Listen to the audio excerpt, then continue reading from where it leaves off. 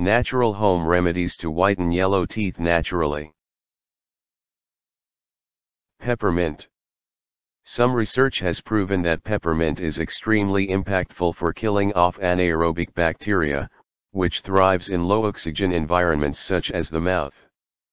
This kind of bacteria is exactly what can prompt gums and teeth.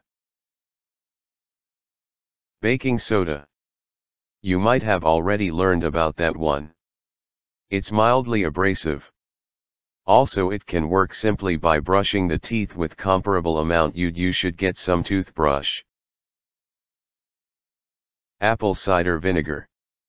Many of the good at eliminating coffee and nicotine-stained teeth. A few drawbacks about using ACV, though, would be the taste is frequently not desirable and you need to be diligent about consistently treating through the month. Bananas. I am unable to personally attest to that one, but I have seen it recommended on multiple websites. Plus, Tyra Banks claims she uses it on her behalf. True, but I'm as being a little facetious, thinking about it's highly doubtful that they doesn't use bleach. Anyhow, you will find those who appear to possess found success by using bananas as whitening agents. Cinnamon.